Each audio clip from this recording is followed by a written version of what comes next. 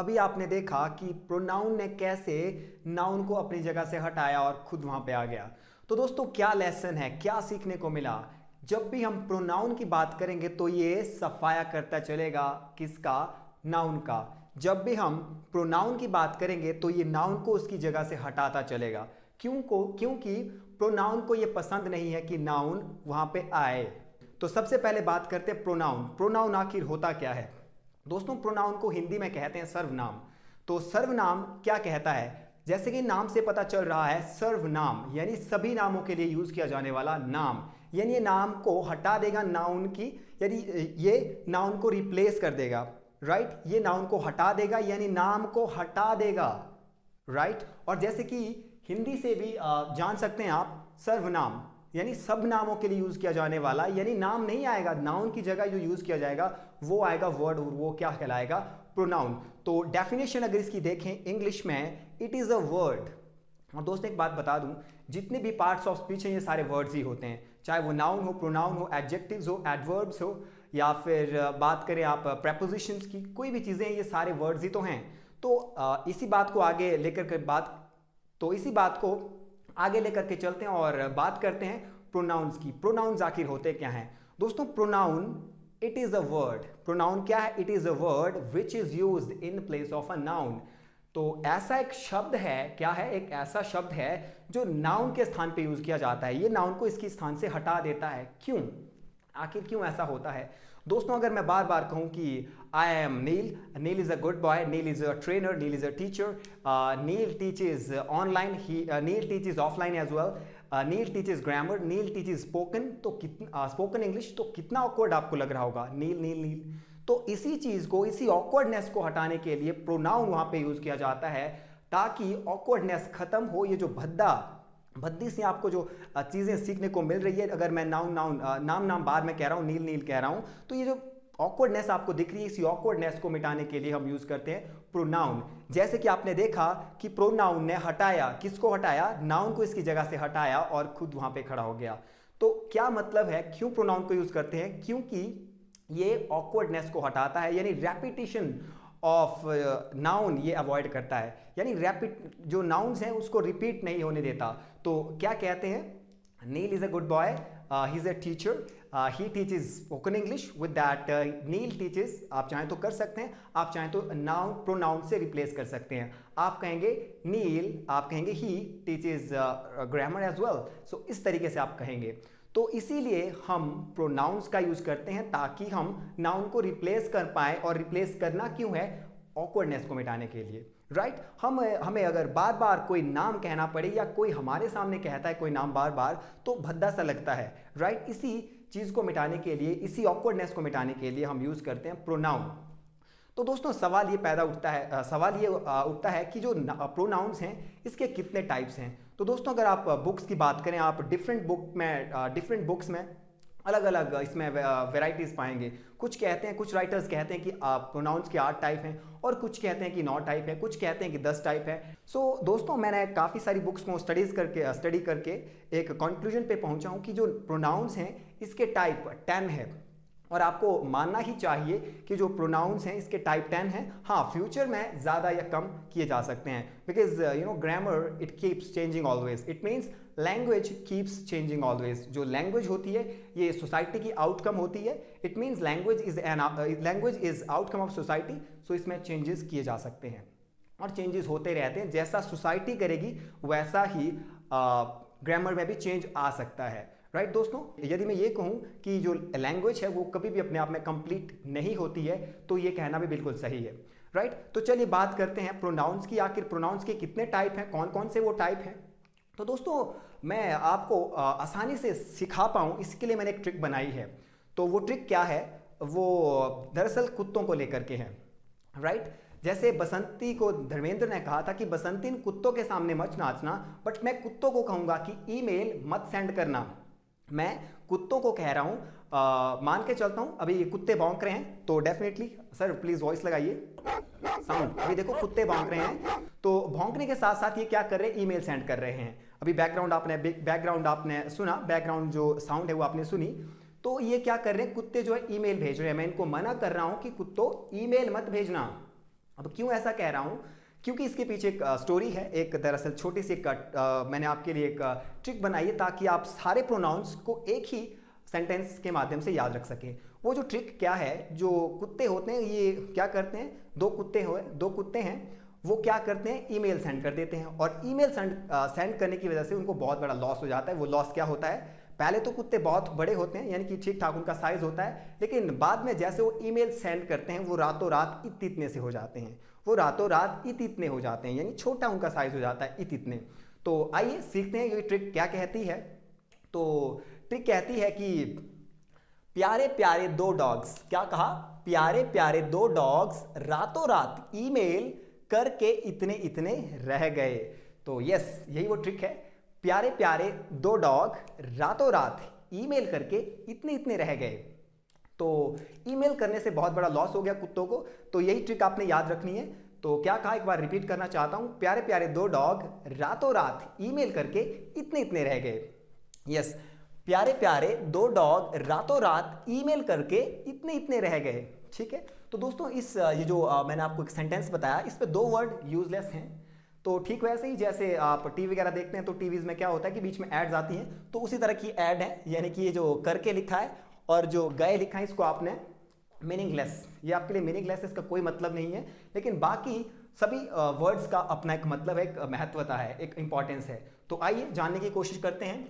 प्यारे प्यारे यानी पी, आपने इंग्लिश की साउंड देखनी है दोस्तों, इंग्लिश की साउंड देखनी है आपने, यानी जो इसका पहला लेटर है, पहला अक्षर है, उसको आपने इंग्लिश के लेटर से मैच करना है। तो प्यारे प्यारे यानी पी, दो यानी डी, डॉग यानी डी, रातों रात double R R R, email E first letter, और करके रिमूव कर दिया यानी इसको ये मीनिंगलेस है, और इतने इतने आई आई आर।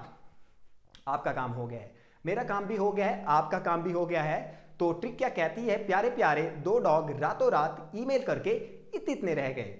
राइट, तो पहला पी क्या कहता है, पहला पी कहता है पर्सनल प्रोनाउन, क्या कहता है, पर्सनल प्रोनाउन, और दूसरा पी क्या कहता है, पॉजेसिव प्रोनाउन, ठीक है, और ये डी क्या कहता है, डेमोन्स्ट्रेटिव प्रोनाउन, एक्सप्लेन करूंगा, don't you worry about that. और जो नेक्स्ट डी है ये डिस्ट्रीब्यूटिव प्रोनाउन को डिटरमिन करता है। आर क्या कहता है, रेसिप्रोकल प्रोनाउन। राइट, अगला आर यहाँ पे है एक माय डियर फ्रेंड, और वो कहता है रिफ्लेक्सिव प्रोनाउन, ई से इम्फेटिक प्रोनाउन या फिर इम्फेसाइजिंग प्रोनाउन। राइट दोस्तों, आगे बात करते हैं, और उसके बाद बात आती है आई की। राइट, इंडेफिनिट प्रोनाउन, नेक्स्ट आए इंटेरोगेटिव प्रोनाउन जो कि लास्ट में लिखा है। राइट, इसके बाद नहीं लिखा है, जो कि लास्ट में लिखा है इंटेरोगेटिव प्रोनाउन। आप चाहें तो ट्रिक के माध्यम से इसको इंडेफिनिट प्रोनाउन के बाद एग्जैक्ट बाद आप लिख सकते हैं इंटेरोगेटिव प्रोनाउन। राइट, और लास्ट में रिलेटिव प्रोनाउन। रिपीट करना चाहूंगा, पहला पी क्या कहता है, पहला P personal pronoun, second P possessive pronoun, उसके बाद डबल डी है, पहला डी क्या कहता है, डेमोन्स्ट्रेटिव प्रोनाउन, नेक्स्ट डी क्या कहता है, डिस्ट्रीब्यूटिव प्रोनाउन, उसके बाद डबल आर है, एक कहता है रेसिप्रोकल, दूसरा क्या बताता है, रिफ्लेक्सिव प्रोनाउन। ठीक है, उसके बाद ई इम्फेटिक प्रोनाउन या फिर इम्फेसाइजिंग प्रोनाउन। राइट, अब बात आती है आई यानी ये इंटेरोगेटिव यानी इंडेफिनिट प्रोनाउन और इंटेरोगेटिव प्रोनाउन, लास्ट में है आर क्या बताता है, रिलेटिव प्रोनाउन। तो दोस्तों ये हुई प्रोनाउंस की बात। अब सीखते हैं कि प्रोनाउंस होते क्यों हैं, मतलब जो ये प्रोनाउंस है ना, इनको क्यों पर्सनल प्रोनाउन कहा गया, क्यों पॉजेसिव कहा गया, क्यों डेमोन्स्ट्रेटिव कहा गया, क्यों डिस्ट्रीब्यूटिव कहा गया, क्यों रेसिप्रोकल कहा गया, क्यों रिफ्लेक्सिव कहा गया, और क्यों इम्फेसाइजिंग या इम्फेटिक कहा गया, और इंडेफिनिट या फिर इंटेरोगेटिव, रिलेटिव, इनको क्यों नाम दिया गया। दोस्तों पहले ही बताता हूं कि हर चीज के लास्ट में क्वेश्चन मार्क करना सीखो, क्यों। राइट, जो अच्छे जो राइटर्स होते हैं, जो अच्छे जो भी लर्नेड पर्सन्स हैं, वो क्या करते हैं, वो क्वेश्चन मार्क, क्यों, वाई। जब तक वाई नहीं पूछेंगे, जब तक क्यों नहीं पूछेंगे, कॉन्सेप्ट्स क्लियर नहीं होंगे। और मेरी जिंदगी का अब तक यही कॉन्सेप्ट रहा है, पिछले कुछ समय में मैंने इतनी ज़्यादा मेहनत तो नहीं कहूँगा, जितनी भी मेहनत की है उसमें एक चीज़ हिडन था, मेरा क्वेश्चन मार्क। हर चीज़ के पीछे क्वेश्चन मार्क रहता था, बहुत बार कंफ्यूज भी होता था, लेकिन जब विक्ट्री यानी कि जब मुझे समझ आता था तो वो जो एंजॉय होता था उसका अपना एक मज़ा होता था। राइट, तो वाई पूछना सीखिए दोस्तों, क्यों, आखिर क्यों ऐसा होता है। पर्सनल प्रोनाउन, तो पर्सनल प्रोनाउन आखिर क्या बताता है दोस्तों, जैसे कि नाम से पता चल ही रहा है, पर्सन यानी पर्सन से रिलेटेड होगा, हो ना हो ये पक्का ही पर्सन से रिलेटेड होगा। और आप जानते हैं देयर आर वहाँ पे तीन तरह के पर्सन होते हैं, first person, second person, third person. अगली वाली स्लाइड में वो भी एक्सप्लेन करूंगा क्या फर्स्ट पर्सन होता है, थोड़ा सा आइडिया दे देता हूं। फर्स्ट पर्सन जो बात करता है, सेकंड पर्सन जो बातों को सुनता है, तीसरा पर्सन जिसके बारे में बात की जा सकती है। तो दोस्तों तीनों ही तरह के पर्सन जो होते हैं इनके सिंगुलर प्लूरल केसेस हो सकते हैं और डेफिनेटली होते हैं, राइट। तो पर्सनल प्रोनाउन की बात करें तो इसमें एग्जाम्पल क्या आएगा, I, he, she, you, they, we, it, ये आ सकते हैं। बहुत सारे और भी एग्जाम्पल्स हैं। आप अगली वाली स्लाइड में इसको आराम से देखेंगे। यहाँ पे थोड़ा सा लैक ऑफ स्पेस है, यानी कि मैं इनको जल्दी जल्दी समाप्त करना चाहूंगा। अगली वाली स्लाइड में आपको बिल्कुल सही ढंग से बताऊंगा कि पर्सनल प्रोनाउंस क्या होते हैं, किस तरह के केसेस होते हैं और कहाँ कहाँ पे हम पर्सनल प्रोनाउंस के जो ये एग्जांपल्स हैं इनको यूज कर सकते हैं। You will get to know. Fine, next बात करते हैं पॉजेसिव प्रोनाउन। जो पॉजेसिव प्रोनाउन है दोस्तों, मैंने पॉजेसिव जो प्रोनाउन है मैंने नाउन क्लास 7 में भी आपको एक्सप्लेन किया है कि पॉजेसिव क्या होता है। पॉजेसिव होता है अधिकार, मेरा किस चीज पे अधिकार है तो वो पॉजेसिव कहलाया जाएगा, राइट। अगर ये बोर्ड मेरा है तो ये माय बोर्ड है, मैं कहूंगा माय बोर्ड, राइट। अगर ये ब्लेजर मेरा है तो मैं कहूंगा माय ब्लेजर। तो अधिकार बताने के लिए मैं नहीं कह रहा यहाँ पे ये कि माय ब्लेजर एग्जाम्पल है किसका, पॉजेसिव प्रोनाउन का, ये मैं बिल्कुल भी नहीं कह रहा हूं। मैं आपको बता रहा हूं कि क्या बताने की कोशिश कर रहा हूं कि पॉजेसिव क्या होता है। पॉजेसिव क्या होता है, पॉजेसिव का मतलब होता है अधिकार, आधिपत्य। आपकी कोई चीज है, जैसे आपके पिताजी, तो वो भी एक आपका, आप कहेंगे माय फादर या माइन, इस तरीके से। तो mine, yours, his, hers, theirs, ये क्या है, पॉजेसिव प्रोनाउंस हैं। क्या, माय प्लस थिंग, यानी माय कार, माय ऑफिस, या फिर my building, my camera, my pen, my pens, my blazer. आप जान पाएंगे क्या ये पॉजेसिव प्रोनाउन है या कुछ और है। आज तक आपने क्या सीखा, आपको सारे डाउट्स क्लियर होने वाले इस वीडियो में, सो बने रहिए साथ, ठीक है। तो बात करो पॉजेसिव प्रोनाउंस की। प्रोनाउंस क्या होते हैं, ये बात हमेशा याद रखिए कि प्रोनाउंस का काम सफाया करना है, झाड़ू लगाना है, पोछा लगाना है। किसको साफ करना है, नाउन को। जहां नाउन दिखी कि वहां पे एंट्री प्रोनाउन ने मारी, याद रखिए। फाइन, अब बात कर रहे हैं डेमोन्स्ट्रेटिव प्रोनाउंस की। डेमोन्स्ट्रेट, जैसे कि आपको जानते ही होंगे, जैसे आप लोग जानते ही होंगे कि डेमोन्स्ट्रेट का मतलब क्या है, कि किसी चीज को संकेत करके कहना, राइट। जैसे मैं कहूं this is a board, this is a pen. So मुझे सामने कैमरा दिख रहा है और मैं कहूंगा that is a camera, that's a camera, ऐसे कहूंगा, राइट। सो डेमोन्स्ट्रेट यानी संकेत देने के लिए, भाई संकेत देने के लिए जिन प्रोनाउंस का यूज करोगे वही होंगे डेमोन्स्ट्रेटिव प्रोनाउंस। क्या होंगे, डेमोन्स्ट्रेटिव प्रोनाउंस होंगे। जैसे कि यहाँ पे लिखा है दिस, दैट, दिस, दोज। तो डिफरेंस आप बहुत बार लोगों को क्या होता है, दिस, दैट, दिस, दोज में कंफ्यूजन होता है। चलिए ये कंफ्यूजन भी मिटा देता हूं। तो दिस हम कब कहते हैं, जब हमारे पास कोई चीज हो, बहुत नजदीक हो, तब हम कहते हैं this. Like this is a pen, this is a black pen, this is a red pen, right. This is a board. अब मेरे पास दूर कोई चीज है, जैसे मेरे सामने कैमरा दिख रहा है, तो इसको मैं दिस नहीं कह सकता क्योंकि ये दूर है, तो मैं कहूंगा that is a camera, right. अब मेरे पास दो पेन है, और एक बात, दिस हमेशा ही सिंगुलर को डिटरमिन करता है, सिंगुलर थिंग्स को डिटरमिन करता है। आप ये नहीं कह सकते दिस आर अ पेन, आप दिस के साथ आर नहीं कह सकते, आपको इसके साथ सिंगुलर वर्ब ही लगानी है, सिंगुलर हेल्पिंग वर्ब ही लगानी है। दिस इज अ पेन, चलो अब ये पेन नहीं है, दिस वाज अ पेन, ये मान के चलते कि अब ये पेन नहीं है, बट तब भी आप सिंगुलर वर्ब ही यूज करने वाले हो। आप क्या कहोगे कि दिस वाज अ पेन, अगर ये पेन अब नहीं है, ये एक पेन था, तब भी आप सिंगुलर वर्ब ही लगाओगे। फाइन, अगर ये फ्यूचर में पेन होगा, this will be a pen, but verb singular ही होगी। खैर फ्यूचर में ऐसा कोई भी हमें कोई परेशानी नहीं होती है, लेकिन प्रेजेंट और पास्ट में होती है, तो हम दिस आर अ पेन नहीं कह सकते। फाइन, उसके बाद दिस और दोज की बात करो, तो दिस और सर आप सोच रहे होंगे कि सर प्लीज दिस और दोज के बारे में बताइए। यस, तो दोस्तों दिस का प्लूरल क्या बनता है, दीज बनता है। दिस का प्लूरल क्या बनेगा, दीज। ये पहला है तो दिस पेन कहा, एक और आया तो दीज पेन्स बना, और दीज के बाद आगे भी वर्ब्स होगी वो प्लूरल ही होगी। These pens are really good, these pens are really good. Fine, और अब दैट का प्लूरल भी बता दीजिए सर। अब ये भी तो हो सकता है कि सामने एक कैमरा नहीं हो, 10 कैमराज होंगे, मान के चलो, तो मैं क्या कहूंगा, those cameras are, those cameras, और जो प्लूरल वर्ब होगी वो भी प्लूरल ही होगी, right. Try to get it. तो बहुत इजी था, कोई अगर चीज हाथ में है यानी कि नियर है, बहुत ज्यादा पास है, तो आप दिस कहेंगे, अगर एक से ज्यादा है तो दीज कहेंगी, दीज कहेंगे, और दूर है तो एक चीज है तो आप दैट कहेंगे, अगर एक से ज्यादा है तो आप दोज कहेंगे। You must have got it. So let's move ahead. बात आती है डिस्ट्रीब्यूटिव प्रोनाउन की। ये क्या था, डेमोन्स्ट्रेटिव, संकेत कर रहे हैं आप, संकेत यानी कि बता रहे हैं आप संकेत करके। अब आता है डिस्ट्रीब्यूटिव प्रोनाउन।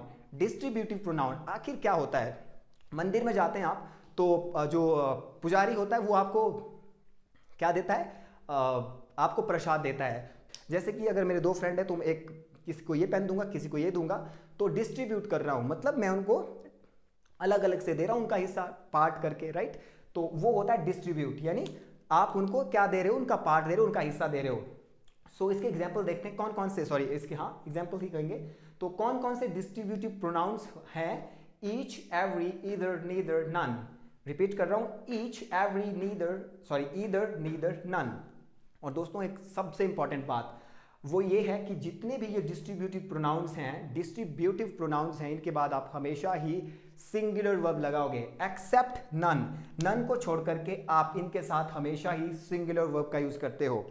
ये सिंगुलर वर्ब क्या होती है सर, समझा दीजिए दोबारा से। यानी आप कहोगे each of boys, each of boys, every of boys, इनका डिफरेंस क्या बताऊंगा, क्या कहां पे आप कौन सा वाला यूज करोगे, ईदर, ईदर ऑफ बॉयज, उसके बाद singular verb, either of boys is, each of boys is, every of boys is, या फिर either of girls is, neither of girls is. आप आर नहीं कह सकते। आप पास्ट की बात करोगे तो each of boys was, each of girl was, every of boy was, like that, either of girls was.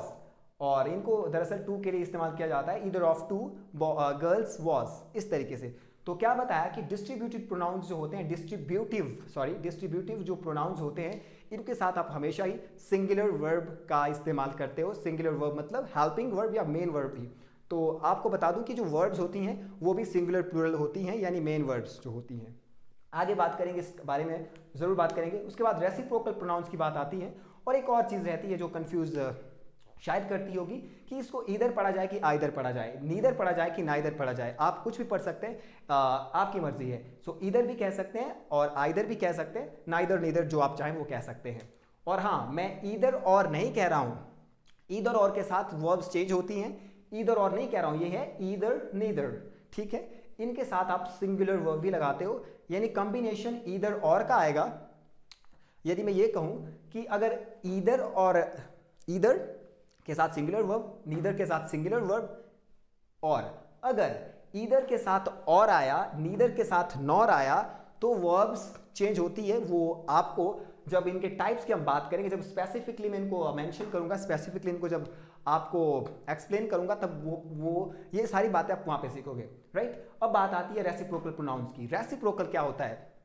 अब दो लोग हैं, उनको उनके बीच जो आपस में कहना है उसको इंग्लिश में कैसे कहेंगे। अब 10 लोग हैं, उनके बीच इंग्लिश में आपस में कैसे कहना है, ये हम इस प्रोनाउन के माध्यम से सीखते हैं। तो यदि दो लोग आपस में बात कर रहे हो तो ईच अदर कहा जाता है, they are talking to each other, right. ज्यादा लोग हो तो आप कहेंगे they people are talking to one another.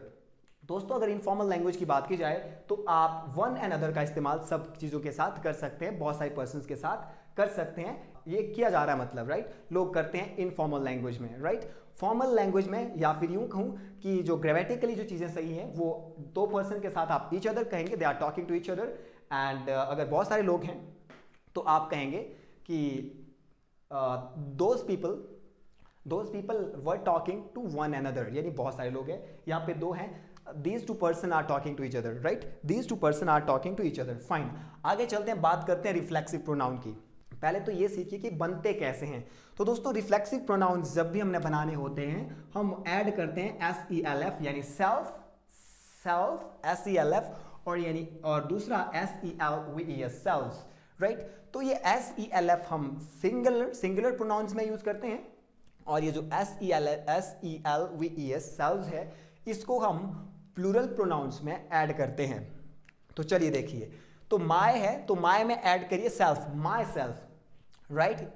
आप मतलब योर सेल्फ। अब इट है, इट में सेल्फ ऐड करो, इट सेल्फ। हिम में, यहाँ पे एग्जाम्पल्स थोड़े कम है, हिम में ऐड करो हिम सेल्फ, हर में ऐड करो हर सेल्फ, राइट, इस तरीके से। योर सेल्व्स, देम सेल्व्स, इस तरीके से, फाइन। तो ये क्या बनने लगे? रिफ्लेक्सिव प्रोनाउंस बने। क्या बनने लगे? बन गए, इनफैक्ट क्या बने? रिफ्लेक्सिव प्रोनाउंस, जो रिफ्लेक्ट, अब समझते हैं होते क्या हैं। तो और एक बात बताना चाहूंगा कि इम्फेटिक प्रोनाउंस भी ऐसे ही बनते हैं, इम्फेटिक प्रोनाउंस भी ऐसे ही बनते हैं, सेल्फ, सेल्व्स। तो सेम एग्जांपल्स आप इम्फेटिक यानी या फिर मैं कहूं कि इम्फेसाइजिंग प्रोनाउंस में भी लिखोगे, सेम एग्जांपल्स आप वहां पे भी दोगे। कहां पे? इम्फेटिक और इम्फेसाइजिंग प्रोनाउंस में। तो आप मतलब कोई डिफरेंस नहीं है। डिफरेंस कहां है? इनकी यूसेज में, इनकी इनके यूज में किस तरीके से इनको यूज किया जाता है वहां डिफरेंस आता है, अदरवाइज तो ये सेम ही नहीं हो जाते। तो बहुत बार लोग रिफ्लेक्सिव प्रोनाउन में और इंफेटिक प्रोनाउन में फर्क ना जानने की वजह से क्या होते हैं, कंफ्यूजन में रहते हैं। सो प्लीज समझिए और कंफ्यूजन से बचिए, राइट। तो रिफ्लेक्सिव प्रोनाउन क्या होता है, चलिए अब बात करते हैं रिफ्लेक्सिव प्रोनाउन। रिफ्लेक्सिव प्रोनाउन ऐसा प्रोनाउन होता है जिसमें जो एक्शन है ना, वो रिफ्लेक्ट बैक होता है किसके ऊपर, सब्जेक्ट के ऊपर। सब्जेक्ट ही काम करता है और वापस जो एक्शन है वो रिफ्लेक्ट बैक होता है किसके ऊपर, सब्जेक्ट के ऊपर ही। एग्जाम्पल से सीखते हैं। वैसे आगे ये जब इनको पर्टिकुलरली मैं इंडिविजुअली जब मैं एक्सप्लेन करूंगा तो वहां पे जरूर बताऊंगा, वहां पे बहुत ही डिटेल में हम पढ़ने वाले हैं, लेकिन यहाँ पे थोड़ा सा आइडिया आपको दे रहा हूं। वो ये है कि रिफ्लेक्सिव प्रोनाउन ऐसा प्रोनाउन होता है जो इसके एक्शन को वापस रिफ्लेक्ट बैक करता है टू सब्जेक्ट या फिर अपॉन सब्जेक्ट। तो जैसे मैं कहूं आई did this work my self, मैंने ये काम खुद ही किया। सो सब्जेक्ट क्या है, आई। तो देखो जो काम है ना, आई डिड दिस वर्क, ये वर्क मैंने खुद ही किया। तो जो एक्शन है ऐसा लग रहा है कि रिफ्लेक्ट बैक हो रहा है सब्जेक्ट पर। तो रिफ्लेक्सिव प्रोनाउन में क्या होता है माय डियर फ्रेंड्स, जो एक्शन है वो रिफ्लेक्ट बैक होता है किस पर, अपॉन सब्जेक्ट, और करता भी सब्जेक्ट ही है। आई did this work my self, he did this work himself, she did this work herself. तो जो एक्शन है वो वापस रिफ्लेक्ट बैक होगा किस पर, सब्जेक्ट पर। आइए आगे बात करते हैं। तो रिफ्लेक्सिव प्रोनाउन क्लियर होता होगा। और अब बात करते हैं इंफेटिक प्रोनाउन की, एम्फेसाइजिंग प्रोनाउन की। कोई भी नाम मतलब सेम ही नाम है और एग्जाम्पल्स भी सेम ही है, यानी जो my self, your self, it self, him self, her self, them self, जितने भी एग्जाम्पल्स हैं, यानी यही चीजें क्या है, एम्फेसाइजिंग प्रोनाउन भी है। और फिर फर्क, अब इसका भी समझा देता हूं, ये एम्फेसाइजिंग प्रोनाउन क्या होते हैं। जैसे कि वर्ड से पता ही लग रहा होगा, एम्फेसाइज करना होता है, मतलब किसी चीज पे जोर देना। तो ये जो एम्फेसाइजिंग प्रोनाउंस है ना, ये जोर देते हैं किस पे जोर देते हैं, सब्जेक्ट पे जोर डालते हैं। When we want to lay stress on the subject we are going to use emphatic pronouns. हम किसको यूज करेंगे, एम्फेटिक प्रोनाउंस को। और बार बार बता रहा हूं माय डियर फ्रेंड्स कि जो प्रोनाउंस होते हैं वो वर्ड होते हैं, ऐसे वर्ड होते हैं जिनको नाउन को रिप्लेस करना होता है। नाउन के साथ इनकी नहीं बनती है, इनकी नाउन्स के साथ नहीं जमती है। जहां नाउन होंगे वहां ये नहीं होंगे, और जहां पे ये होंगे वहां नाउन नहीं होंगी, राइट। ये नाउन को रिप्लेस कर देंगे, फाइन। तो हाँ, बात करते हैं एम्फेसाइजिंग प्रोनाउन की। तो क्या कहा, ऐसा प्रोनाउन होता है, ये एक ऐसा प्रोनाउन है जो सब्जेक्ट पर स्ट्रेस डालेगा, राइट, सब्जेक्ट पर स्ट्रेस डालेगा। सीखते हैं वही एग्जांपल, वही बात, बट थोड़ा सा मॉडिफाई करके। I myself did this work. अब देखो आई माई सेल्फ, और इसकी बात बता दो, जो एम्फेटिक प्रोनाउंस होते हैं ये सब्जेक्ट के एकदम से बाद यूज किए जाते हैं। जैसे मैंने कहा I did myself, sorry I myself did this work. Sir please आप स्क्रीन पे भी हम आपको शो करवाएंगे, I myself did this work. और जो रिफ्लेक्सिव प्रोनाउन का एग्जाम्पल था, I did this work myself. तो देखिए जो एम्फेटिक प्रोनाउन है वहां पे जो माई सेल्फ है वो कहां यूज किया गया है, सब्जेक्ट के ऊपर, सब्जेक्ट के बाद यूज किया गया है, ताकि स्ट्रेस बताया जा सके, ताकि एम्फेसाइज किया जा सके किसको, सब्जेक्ट को। आप समझ चुके होंगे।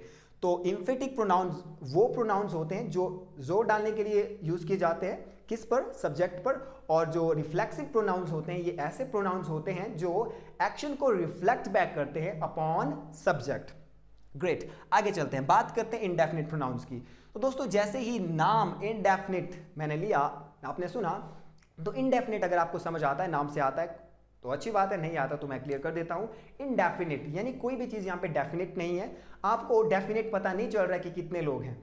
तो जैसे कि मैं अगर ये कहूं कि दरवाजे पे कोई नॉक कर रहा है तो कैसे कहेंगे, someone is knocking at the door. जो समवन कह रहा हूं इससे ये पता नहीं चल रहा है कि कौन है, एक तो कौन है ये पता नहीं चल रहा है, और डेफिनेट नहीं है कि कितने लोग हैं ये पता नहीं चल रहा है। जैसे कि गब्बर फिल्म में गब्बर ने क्या कहा था कि कितने आदमी थे, तो यहाँ पे कोई आंसर नहीं मिलने वाला है कि 2 आदमी हैं, राइट। यहाँ पे इनडेफिनिट प्रोनाउंस में आंसर नहीं मिलेगा कि 2 आदमी थे, 5 आदमी थे हुजूर, राइट, ऐसा कोई आंसर नहीं मिलने वाला है। तो यहाँ पे क्या चीजें होंगी, चीजें इनडेफिनिट होंगी, पता नहीं चलेगा आपको, आप नहीं बता पाएंगे इतने लोग हैं, आप इनडेफिनिट रहेंगे मतलब। और नाउन के स्थान पे यूज किया जाएगा, ठीक है। जैसे अगर ये कहूं कि राम दरवाजे पर है, तो यहाँ पे तो नाउन है, तो इसके स्थान पे मैं ये कह सकता हूं someone is at the door, right? someone is at the door. Noun को हटाया वहां से और क्या कहा? someone. Please try to get it. अब उसके बाद एग्जाम्पल देखते हैं आगे. सो somebody, अगर दरवाजे पे कोई नहीं है तो मैं कहूंगा nobody is at the door, right? nobody, दरवाजे पे हर कोई है, कितने ये पता नहीं है. everybody is at door. anybody, ये एग्जाम्पल है. someone, no one, पता नहीं चल रहा है, इनडेफिनिट है सारे के सारे प्रोनाउंस, राइट? पता ही नहीं चल रहा है कितने लोग हैं, right? Anything, everything, nothing, all, some, much, few, little, जो कि एग्जांपल्स यहाँ पे नहीं है, राइट? क्या कह रहा हूं? और मैंने कहा कहीं example all, some, few, a few, little, नहीं पता चल रहा है, मच नहीं पता चल रहा है. तो इनडेफिनिट प्रोनाउंस वो प्रोनाउंस होते हैं जो हमें डेफिनेट चीज़ों का नहीं मतलब डेफिनेट चीज़ों के बारे में नहीं बताते हैं कि इतने चीज़ें हैं, 5 लोग हैं, 10 आदमी हैं, नहीं पता चल रहा है, तो इसलिए इनडेफिनेट हुए, राइट? आगे बात करते हैं रिलेटिव प्रोनाउंस. हम आपके रिश्तेदार हैं तो क्या कहते हैं? रिलेटिव्स कहते हैं. रिलेटिव्स कहते हैं, क्यों कहते हैं? क्योंकि आपके उनके साथ रिलेशंस हैं, आप उनके साथ लिंक करते हो, मतलब आप उनके साथ लिंक्स हैं. तो ये जो प्रोनाउंस है ना, यहाँ पे एग्जांपल्स लिखे हैं, who, whom, whose, which, that, sorry, what, that. Repeat करता हूँ, who, whom, whose, which, what, that. ये जो प्रोनाउंस है ना, यहाँ पे जो चीजें यहाँ पे लिखी गई हैं, ये भी लिंक करने का ही काम करती हैं, रिलेट करने का ही काम करती हैं, रिलेट ही करते हैं सेंटेंसेस को, इसीलिए इनको कहा जाता है रिलेटिव प्रोनाउन. और किसके स्थान पे यूज किया जाएगा? नाउन के स्थान पे. इसीलिए इनको प्रोनाउन कहा जाता है, क्योंकि इनका रिश्ता है नाउन के साथ. जहां नाउन होगी वहां ये नहीं होगी. इनका रिश्ता है नाउन के साथ, वो ये रिश्ता है कि जहां नाउन होगी वहां ये नहीं होगी, जहां ये होंगे वहां नाउन नहीं होगी, राइट? तो ये कौन से प्रोनाउंस हैं जो रिलेट करते हैं, आप सीखेंगे जब इंडिविजुअली इनकी बात करूंगा. तो प्लीज बने रहना हमारे साथ, हम डेफिनेटली आपको एक डिफरेंट तरीके से पढ़ाने वाले हैं. So be with us, stick around with English Charcha. Fine, आगे बात करते हैं इंटेरोगेटिव प्रोनाउंस. ये ऐसे प्रोनाउंस हैं, क्या हैं? पहले तो वर्ड है, वर्ड हुए तो प्रोनाउंस हैं, राइट? यानी प्रोनाउंस हैं तो वर्ड्स भी हैं, राइट? तो प्रोनाउंस हैं, कैसे प्रोनाउंस हैं जिनका क्वेश्चन पूछने के लिए इस्तेमाल किया जाता है. तो क्वेश्चन पूछने के लिए तो दुनिया भर के आप एग्जाम्पल ढूंढ सकते हैं. आप कह सकते हैं how long, how far, how much, तो कंफ्यूजन होना है बहुत ही ज़्यादा. अगर मैं ये कहूँ, चलो अब तो पहले इसको एक्सप्लेन कर लेता हूँ, who, whom, whose, which, what. तो क्या यही चीज़ें हैं जिनसे आप क्वेश्चन पूछ सकते हो? लेकिन है तो बहुत सारी. यहाँ पे कौन कौन सी चीज़ें, इस पे ध्यान दो. Who, whom, whose, which, what, यहाँ पे यही चीज़ें हैं. इसके अलावा बहुत सारी चीज़ें जिनसे आप क्वेश्चन पूछ सकते हो, वो सारी ही चीज़ें प्रोनाउन में ऐड नहीं की जाएंगी, राइट? सो कंफ्यूजन की कोई बहुत बड़ी बात नहीं है. बट हाँ, इनमें से कुछ एग्जांपल्स अभी इंटेरोगेटिव एडजेक्टिव्स में भी आप पढ़ोगे. आप वहां पे पजेसिव एडजेक्टिव भी पढ़ोगे, डेमोन्स्ट्रेटिव एडजेक्टिव भी पढ़ोगे, डिस्ट्रीब्यूटिव एडजेक्टिव भी पढ़ोगे, और चीजें सेम होंगी एक्सक्लूडिंग दिस. वहां पे सारी चीजें होंगी, इन चीजों को छोड़ करके, इन एग्जांपल्स को छोड़ करके. वहां पे दिस भी होगा, दैट भी होगा, दीज भी होगा, दोज भी होगा. डेमोन्स्ट्रेटिव एडजेक्टिव में, डिस्ट्रीब्यूटिव एडजेक्टिव में सारी चीजें होंगी. रेसिप्रोकल नहीं होगा वहां पे पॉइंट, सॉरी पार्ट. इनडेफिनिट नहीं होगा. रिलेटिव ये भी नहीं होगा, राइट? सो इंटेरोगेटिव एडजेक्टिव्स वहां पे होंगे. तो इंटेरोगेटिव एडजेक्टिव्स वहां पे होंगे, तो फर्क क्या है, डिफरेंस क्या है, यही इस टॉपिक को अपने आप में एक बहुत अच्छा टॉपिक बनाता है, इंटरेस्टिंग भी बनाता है कि डिफरेंस क्या है.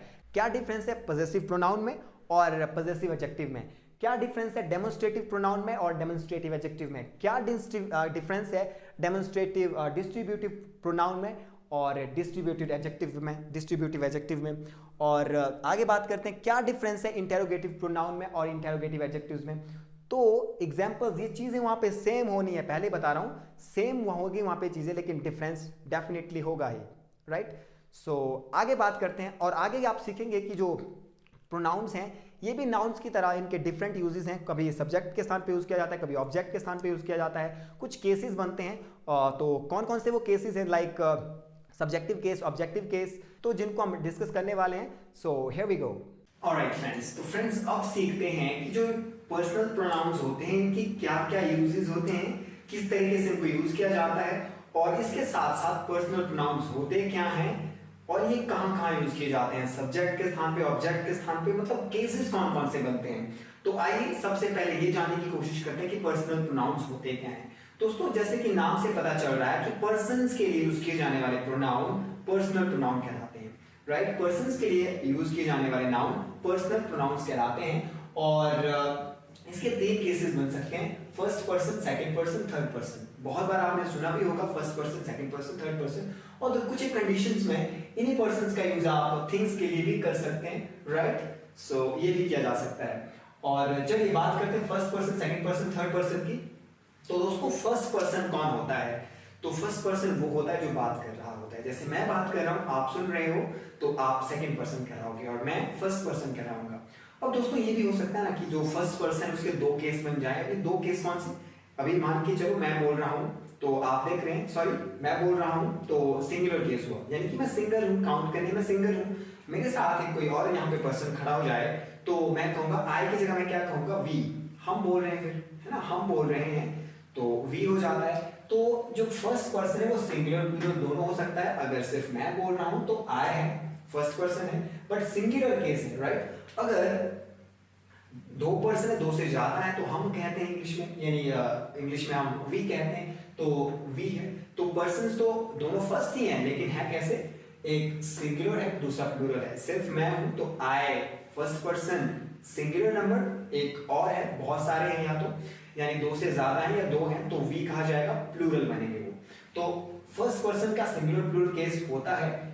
ठीक उसी तरह सेकंड पर्सन, जैसे आप हो, यदि आप एक पर्सन हो जो वीडियो देख रहे हैं तो आप सेकंड पर्सन हो।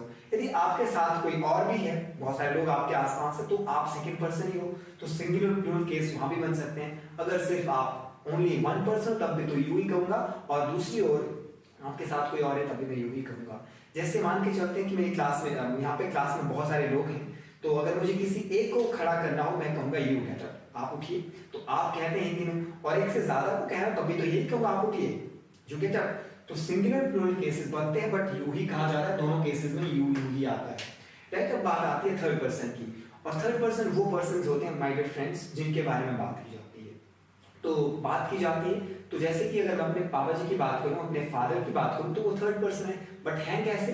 एक है गिनने में, तो सिंगुलर पर्सन है, राइट। मदर है, ओनली वन है, तो सिंगुलर केस है, राइट। अब ये भी तो हो सकता है कि मैं ही की बात करूं, वह, यदि अपने पिताजी को ही कह दूं वह, राइट, तो सिंगुलर केस हुआ। शी, माता जी को शी कह दूं तो सिंगुलर केस हुआ, राइट। बट है कैसे पर्सन? थर्ड पर्सन, जिनके बारे में बात की जा रही है, right, about whom we are speaking here, right. और प्लूरल भी तो हो सकता है, दे, राइट, बॉयज, यानी जो प्लूरल केसेस हैं, तो प्लूरल केसेस भी हैं जैसे कि दे, राइट। तो मैं क्या कह रहा हूँ कि जो पर्सन्स हैं, फर्स्ट पर्सन हो, सेकंड पर्सन हो या फिर थर्ड पर्सन हो, इनके प्लूरल या फिर सिंगुलर केस हैं, दोनों तरह के केस बनते हैं, singular plural, singular plural, singular plural, right. आपको समझ आ चुका होगा। तो दोस्तों अब सीखते हैं कि जो ये पर्सन्स हैं ना, इनके यूज कहाँ किए जाते हैं। तो कैसे हम नॉमिनेटिव केस, नाम क्या होता है, यानी कि नॉमिनेटिव केस क्या होता है, ऑब्जेक्टिव केस क्या होता है, यहाँ पे लिखा भी है एक्यूजेटिव केस, जेनेटिव केसेस, तो आपको बहुत मुश्किल लग रहा होगा ये केसेस किस तरह के, क्या ये हो रहा होगा। तो आइए आराम से समझते हैं। और अगर आपको लगता है कि ये स्लाइड, ये जो जितनी भी चीजें बोर्ड पे लिखी गई हैं, अगर आपके लिए इंपॉर्टेंट है तो आप इसका स्क्रीनशॉट ले सकते हैं। तो मैं थोड़ी देर के लिए साइड हो जाऊंगा, सो आप ले सकते हैं, राइट। तो दोस्तों अब जानते हैं कि नॉमिनेटिव केस क्या होता है। जैसे पहले केस बात की जा रही है नॉमिनेटिव केस, तो दोस्तों जब ये सब्जेक्ट है ना, सब्जेक्ट बोले तो जो पर्सन है ना, आई, वी, जितने भी हैं ये पर्सन्स, अगर इनको सब्जेक्ट के स्थान पे यूज किया जाए तो ये क्या केस कौन सा कहलाया जाएगा? Nominative case. देखते हैं, जैसे आई की बात है, कहाँ यूज किया है? स्टार्टिंग ऑफ द सेंटेंस, यानी सब्जेक्ट के स्थान पे यूज किया है माय डियर फ्रेंड्स। शी देखो कहाँ यूज किया है? सब्जेक्ट के स्थान पे यूज किया है। यू सब्जेक्ट के स्थान पे यूज किया है। तो जहां सब्जेक्ट को, यानी जहां पर्सन्स को, इन पर्सन्स को आप सब्जेक्ट के स्थान पे यूज करोगे, वो कौन सा केस कहलाएगा? Subjective case. I love English, मुझे इंग्लिश पसंद है, बहुत ज्यादा पसंद है। तो जो आई है ना, सबसे पहले सेंटेंस में सबसे पहले यूज किया गया है, तो ये कौन सा केस है? सब्जेक्टिव केस है, राइट। यानी आप दूसरे तरीके से नॉमिनेटिव केस भी कहते हैं, फाइन। और शी लव्स मी, तो जो शी है इसको सब्जेक्ट के स्थान पे यूज किया है, सब्जेक्टिव केस भी कहा जाता है, नॉमिनेटिव केस भी कहा जाता है। यू डांस, आप नाचिए, आप डांस करते हो, तो यू कहां पे यूज किया गया है? सब्जेक्ट के स्थान पे यूज किया गया है, इसलिए इसको सब्जेक्टिव केस कहा जाता है, या फिर इसको नॉमिनेटिव केस भी आप कह सकते हैं, क्योंकि जो सब्जेक्ट्स हैं, जो पर्सन्स हैं, इनको सब्जेक्ट के स्थान पे यूज किया है, मतलब सेंटेंस के स्टार्टिंग में यूज किया गया है, इसीलिए आप नॉमिनेटिव केस या फिर सब्जेक्टिव केस भी कह देते हैं। तो समझ में आ चुका होगा नॉमिनेटिव केस क्या है, या फिर आप कह सकते हैं सब्जेक्टिव केस, राइट। अब बात करें, अब ये भी तो हो सकता है ना माय डियर फ्रेंड्स कि ये जो चीजें हैं ये ऑब्जेक्ट के स्थान पे आए, बट इनका रूप चेंज हो जाए, जैसे आई चेंज हो सकता है मी में, कैसे?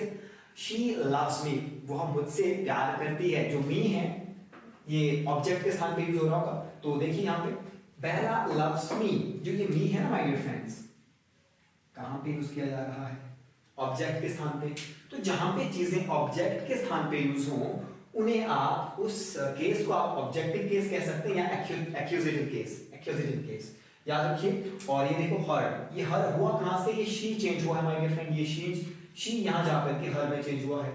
Ram loves her, right. तो यहाँ पे ऑब्जेक्ट के स्थान पे यूज हो रहा है। और देखिए माय डियर फ्रेंड, जो यू होता है वो नॉमिनेटिव केस में भी यू ही होता है और ऑब्जेक्टिव केस में भी यू ही रहता है, राइट। और अगर बात की जाए सिंगुलर प्लूरल केसेस में दोनों यू ही होता है, तो प्लूरल में बदलेंगे आप तो यू ही रहता है। जैसे कि मैंने बताया है, आप सिंगुलर तो भी यू ही कहूंगा, बहुत सारे तो भी यू ही कहूंगा।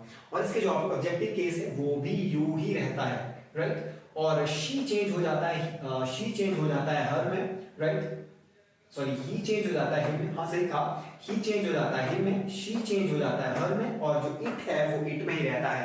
आई लव इट, राइट, मैं इसे प्यार करता हूं, आई लव इट। तो कहा था कि चीजों के लिए भी पर्सनल प्रोनाउन का यूज किया जा सकता है, राइट। आई लव इट हो सकता है आप किसी और चीज को बताना चाहें, तो इट का यूज आप कहां कर रहे हो? ऑब्जेक्ट के स्थान पे कर रहे हो, इसीलिए आप इट को ऑब्जेक्टिव केस भी कह सकते हो। यानी जो चीजें हैं, जो सब्जेक्ट्स हैं, जो पर्सन्स हैं, उन्हें आप ऑब्जेक्टिव केस में यूज कर रहे हो, राइट। समझ आ चुका होगा। ये ऑब्जेक्टिव केस को आप एक और मैंने आपको वर्ड बताया, जो ऑब्जेक्टिव केस है इसको एक्यूजेटिव केस भी कहा जाता है। जब आप पर्सन्स को ना आप ऑब्जेक्ट के स्थान पे यूज करो, देखिए ये ऑब्जेक्ट है, ऑब्जेक्ट के स्थान पे यूज करो तो केस कौन सा बन जाता है? ऑब्जेक्टिव, या फिर आप कह सकते हैं एक्यूजेटिव केस। और जब आप सब्जेक्ट के स्थान पे यूज कर रहे हो पर्सन्स को, first person, second person, third person, कोई सा भी केस, तो जब उन्हें आप सब्जेक्ट के स्थान पे यूज कर रहे हो तो आप सब्जेक्टिव केस कह सकते हैं, ये कह सकते हैं, या फिर नॉमिनेटिव केस भी आप कह सकते हैं, राइट। दो चीजें क्लियर होती होंगी। नॉमिनेटिव केस जहां पर्सन्स को सब्जेक्ट के स्थान पे यूज किया जा रहा है तो नॉमिनेटिव केस होगा। अगर उन्हीं सब्जेक्ट को आप चेंज करके ऑब्जेक्ट के स्थान पे यूज कर रहे हो तो ऑब्जेक्टिव केस कहा जा सकता है, या फिर एक्यूजेटिव केस कहा जा सकता है, एक्यूजेटिव, राइट, एक्यूजेटिव केस कहा जा सकता है। फाइन। अब देखो बहुत बार दोस्तों, जैसे कि मैंने बात भी की थी नाउन की क्लासेस के बारे में, नाउन की क्लासेस में भी बात की थी कि बहुत बार हमें चीजों पर अधिपत्य बताने की जरूरत पड़ती है, अधिकार बताने की। जैसे ये पेन मेरा है तो दिस इज माय पेन कहूंगा, और इसको दूसरे तरीके से भी कहा जा सकता है, दिस पेन इज माइन। तो दोस्तों दोनों ही तरीके से मैं क्या बता रहा हूं? पोजेशन दिखा रहा हूं कि इस चीज पे मेरा अधिकार है, राइट। तो इसी चीज को अब आइडेंटिफाई करना है कि ये वर्ब है, एडजेक्टिव है, जो कोई भी है, पहचानना है।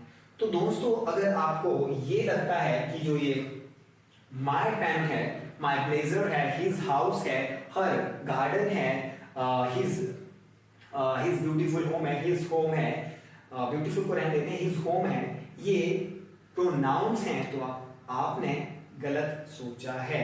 अगर आप आज तक ये सोच के चल रहे थे जो my car, his car, their car, ये चीजें प्रोनाउन है, माय के बाद यदि थिंग का नाम, तो आप गलत सोचते थे। प्लीज अपडेट हो जाइए। माय प्लस थिंग हमेशा ही एडजेक्टिव बनते हैं, तो यहां क्यों पढ़ाया जा रहा है? सवाल ये आता है कि यहां प्रोनाउन की क्लास में क्यों पढ़ाया जा रहा है? प्रोनाउन की क्लास में इसलिए पढ़ाया जा रहा है क्योंकि यहाँ पे कंपेयर किया जा सकता है, ताकि आने वाले समय में जब आप एडजेक्टिव पढ़ने जाएं तो आपको क्लियर हो। और गलती से भी आप ये ना कहें माइन कार, ना कहें, गलती से भी आप ये ना कहें माइन कार, देयर्स हाउस, क्यों नहीं कहा जा सकता?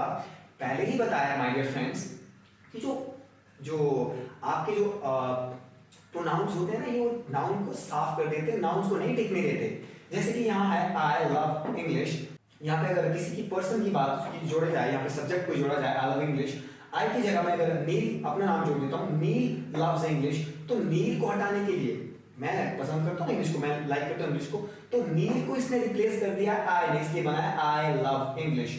तो यहाँ पे पहले नाउन्स थी, मतलब ये समझिए पहले नाउन्स थी, नील लव्स इंग्लिश था, नील को हटाया किसने, इसने प्रोनाउन ने, पर्सनल प्रोनाउन इसको हटाया गया नाउन को, यानी नाउन को। उसके बाद यहाँ पे क्या यूज किया, आई, और आई की वजह से यहाँ पे वर्ब भी चेंज हुई, आई लव इंग्लिश हुआ, right. She loves dancing, she यहाँ पे शी की जगह कोई भी नाम डाल सकते हैं आप, किसी का भी नाम पुट कर सकते हैं, राधा का नाम डाल सकते हैं, तो Radha loves dancing.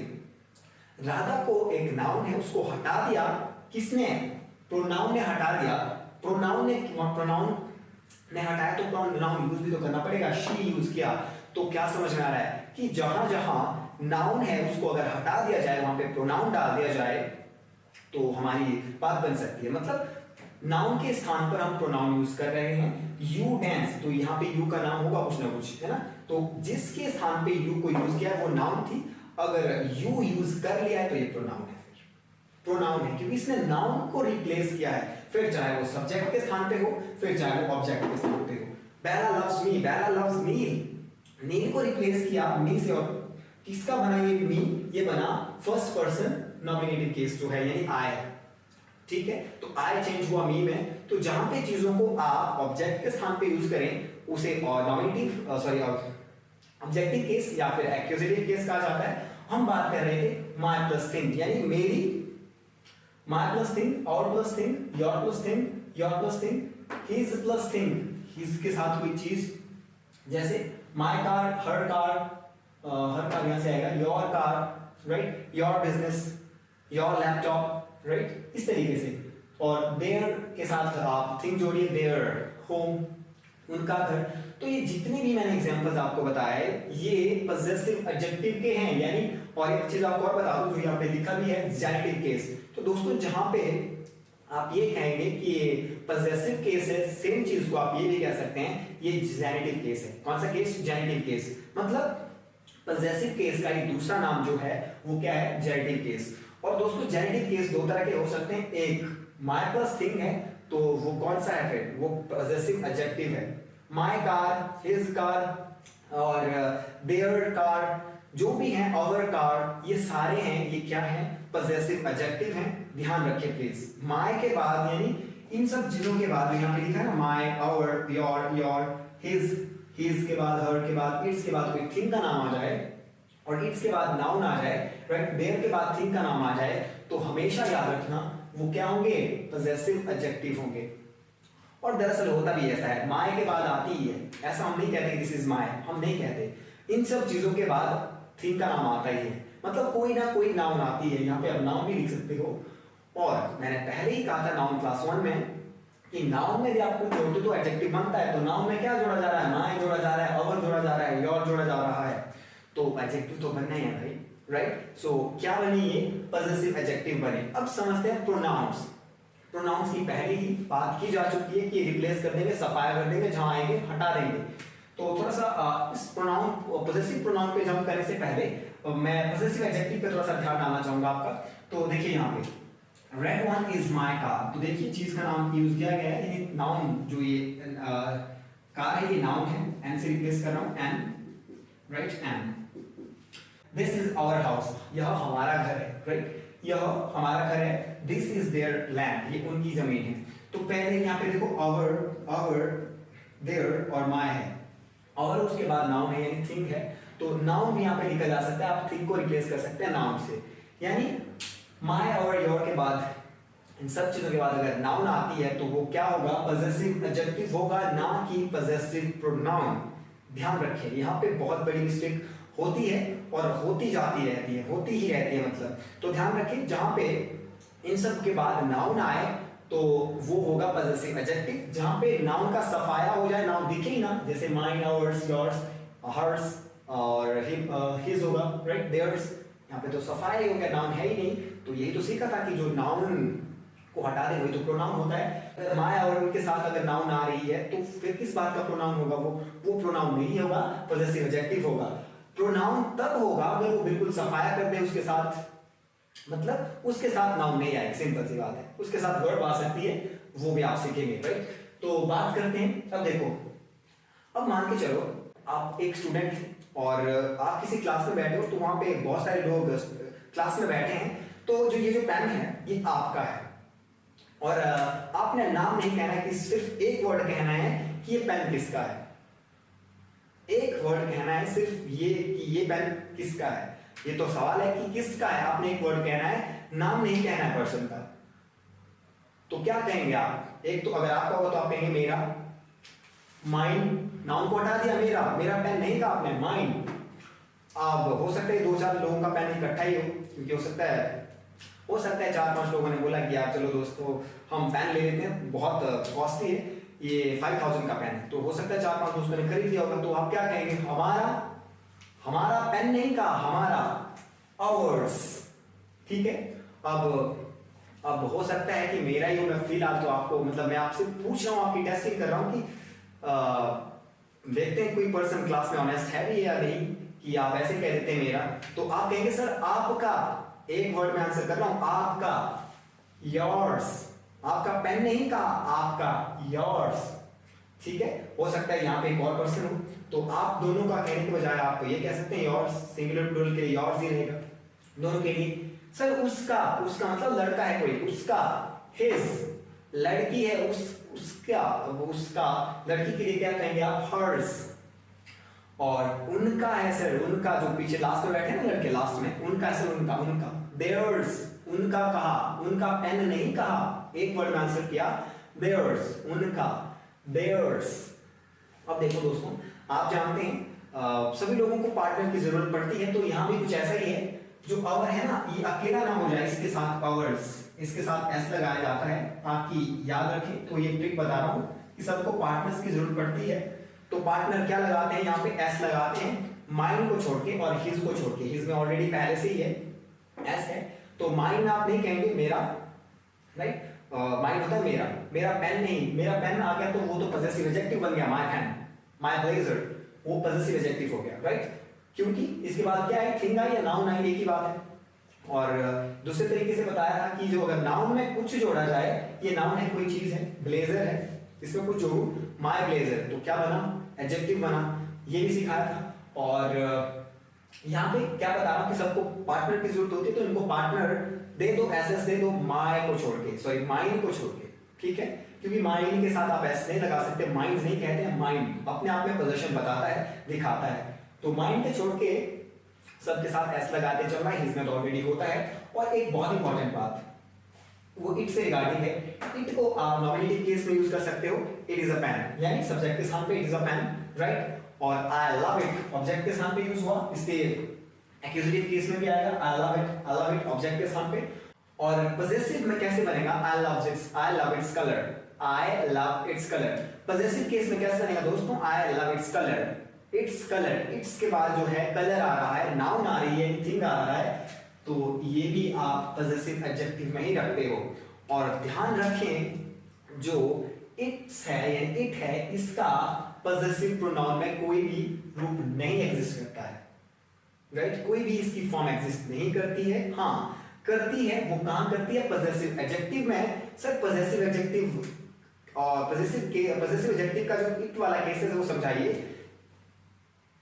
Its colour is black, it's के बाद क्या लिखा? कलर, इट्स कलर, जो कलर है ना ये नाउन है भाई, ये नाउन है।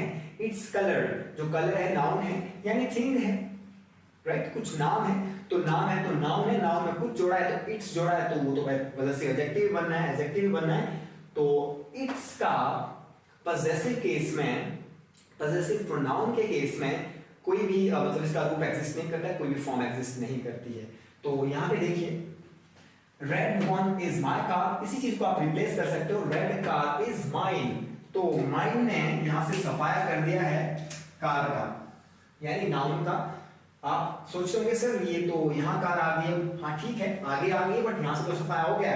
माइन के साथ नहीं ना, माइन कार नहीं है, माइन कार नहीं है, right. This house is ours, तो यहाँ पे देखिए hours, this house is ours, ये हमारा घर है, ये घर हमारा है। This house is ours, hours के साथ आप ये नहीं कह सकते hours house, this house is ours, ये कहा जा सकता है, कहा जा सकता है, लेकिन आप ये नहीं कह सकते दिस इज आवर्स हाउस। ठीक है, क्योंकि जो प्रोनाउन होता है वो सफाया कर देता है, यानी जो उसको रिप्लेस कर देता है, ठीक है, रिप्लेस करते हैं मतलब उसको हटा देता है वहां से। दिस लैंड इज देयर्स, यहाँ पे क्या था, दिस इज देयर लैंड, ये उनकी जमीन है, और यहाँ पे क्या है, ये जमीन उनकी है, this land is theirs, theirs partner दे दिया है एस, ठीक है, और याद रखने की ट्रिक है, जो पार्टनर कह रहा हूं ये याद रखने की ट्रिक है। ऑलराइट फ्रेंड्स, अब बात करते हैं कि अगर ये first person, second person, third person ये एक ही सेंटेंस में आपके पास आ जाएं तो कैसे आप सेंटेंस बनाएंगे, तो किस तरह से आप सेंटेंसेस का यूज करोगे ये सीखते हैं। Order of the personal pronoun, जो ऑर्डर है वो किस तरह से होगा, इनका ऑर्डर होगा, पहले फर्स्ट पर्सन को यूज करोगे, सेकंड थर्ड, जो भी एक ऑर्डर होगा वो ऑर्डर क्या होगा, तो उससे पहले, ऑर्डर से पहले पॉजिटिविटी इन द सेंटेंस। अगर सेंटेंस में केस जो ए बनता है, यानी फर्स्ट केस है, दो केस बनेंगे जब आपको ऑर्डर डिसाइड करना होगा, राइट। सो पहला केस क्या बनेगा, पॉजिटिविटी इन द सेंटेंस, जब सेंटेंस में पॉजिटिविटी हो, यानी सेंटेंस में कोई नेगेटिव सेंस नहीं है, सेंस की बात हो रही है, सेंटेंस में कुछ बुरा नहीं कहा गया है, राइट। तो उस कंडीशन में आप, बुरा नहीं कहा गया है मतलब कुछ सेंटेंस में अच्छी बातें कही हैं, या फिर बुरा नहीं कहा गया, सिंपल सी बात है, कोई चीज़ नेगेटिव इंपैक्ट डालने वाली नहीं है, राइट। सो जैसे पॉजिटिविटी इन द सेंटेंस, तो आगे क्या होगा, साथ में क्या होगा, जो सब्जेक्ट होगा वो, यानी जो सब्जेक्ट होंगे, जो केसेस होंगे वो सिंगुलर होंगे, जैसे यू होगा सिंगुलर केस होगा, आई होगा सिंगुलर केस होगा, या फिर बात की जाए थर्ड पर्सन की तो वो भी सिंगुलर होगा, राइट। तो उस कंडीशन में जब सेंटेंस में नेगेटिव सेंस नहीं है, पॉजिटिव मैनर की दृष्टि से सेंटेंस को लिखा गया है, आप बोलना चाहते हैं तो सेंटेंस किस तरह से बनाएंगे आप, जैसे यहाँ पे सेंटेंस है कि आपने, उसने और मैंने, यहाँ पे सेंटेंस है you Ram and I won the game, तो नेगेटिविटी तो कुछ सेंटेंस में है नहीं, कुछ नेगेटिव तो नहीं कहा गया है, बुरा तो नहीं कहा गया है, कोई मिस्टेक नहीं है, कोई क्राइम नहीं है, तो इस कंडीशन में हम क्या कहेंगे, सेंटेंस का जो ऑर्डर होगा, सॉरी जो सब्जेक्ट का जो ऑर्डर होगा, सब्जेक्ट के पर्सन्स का जो ऑर्डर होगा वो ये होगा 2 3 1। टू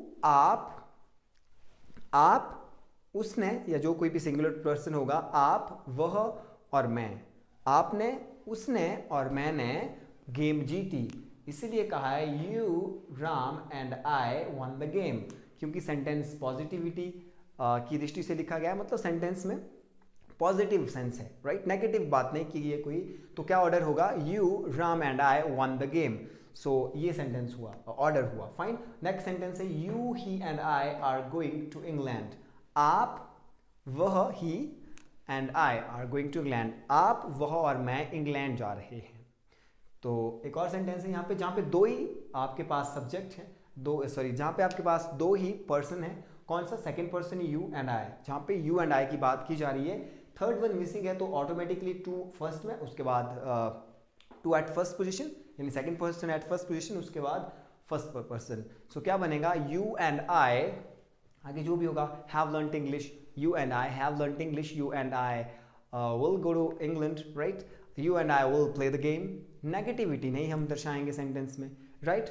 अब ऐसा होता क्यों है सर, होता इसलिए है, क्यों 2 3 1 ही फॉलो किया जाता है, जब कोई अच्छा काम किया हो ना, तो लैंग्वेज कहती है कि पहले खुद क्रेडिट मत लेना, सामने वाले को क्रेडिट देना, उसको भी मत देना जो यहाँ नहीं है, सामने वाले को, जो आपके पर्सन, जो आपके सामने खड़ा है उसको क्रेडिट दो। आपने, उसने और मैंने वर्ल्ड कप जीता, you he and I won the world cup, right. तो क्रेडिट दूसरों को दिया जा रहा है, तो लैंग्वेज अच्छी मानी जाएगी, आपका इंप्रेशन अच्छा रहेगा, और ग्रामर भी यही कहता है, राइट, इंग्लिश का जो ग्रामर है वो भी यही कहता है। इसके बाद यदि बात कुछ अदर थिंग्स की करें, कुछ अलग चीज़ों की करें, जैसे अगर सेंटेंस में मिस्टेक हो, कोई नेगेटिविटी हो, कोई बुरी चीज़ हो, यानी नेगेटिव सेंस सेंटेंस में हो, और कोई क्राइम वगैरह किया हो किसी ने, तो उस कंडीशन में जो ऑर्डर है वो चेंज हो जाता है। अगर ये चीज़ें हो, मिस्टेक हो, नेगेटिविटी हो, तो ये ऑर्डर रहता है 1 2 3। अब यहाँ देखो, यहाँ पे सिंगुलर था, यहाँ पे सब्जेक्ट कैसा है, प्लूरल सब्जेक्ट। अगर प्लूरल सब्जेक्ट्स आ जाएं, यहाँ पे यू राम एंड आई सारे के सारे सिंगुलर क्या है, ये प्रोनाउंस हैं, है ना, सिंगुलर प्रोनाउंस है, यानी सिंगुलर क्या है, पर्सन है, सिंगुलर पर्सन है, चाहे वो फर्स्ट पर्सन का सिंगुलर केस हो, सेकंड पर्सन का सिंगुलर केस हो, या फिर थर्ड पर्सन का सिंगुलर केस हो, लेकिन है सिंगुलर केस।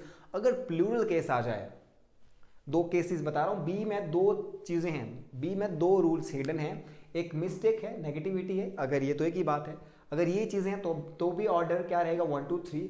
अगर सब्जेक्ट प्लूरल आ जाए, चाहे नेगेटिविटी हो या ना हो, सब्जेक्ट प्लूरल आ जाए तो भी ऑर्डर क्या होगा 1 2 3। 1 2 3 का मतलब है 1 मतलब फर्स्ट पर्सन, 2 मतलब सेकंड पर्सन, 3 मतलब थर्ड पर्सन।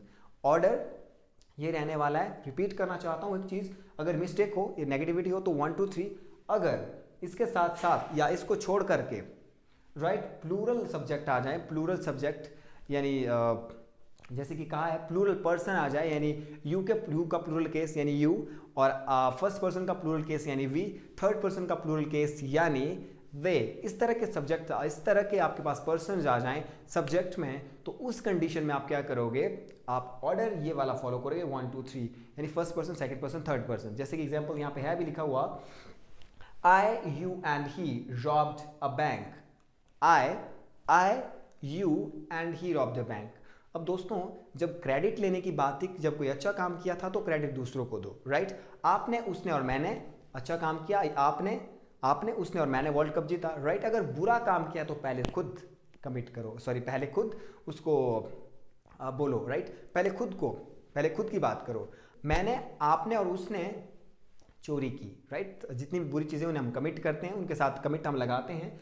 सो यहाँ पे भी कुछ ऐसे एग्जाम्पल है। और सेंटेंस में क्या है, नेगेटिविटी है। पहले नेगेटिविटी वाले सेंटेंस जिसमें मिस्टेक है, कोई क्राइम है, सेंटेंस बता रहा हूँ आपको, I you and he robbed bank, ठीक है फाइन। नेक्स्ट सेंटेंस, आई, और ऑर्डर भी देख लीजिए वही है 1 2 3, right. First person, second person, third person. Next example is there, I you and she told a lie.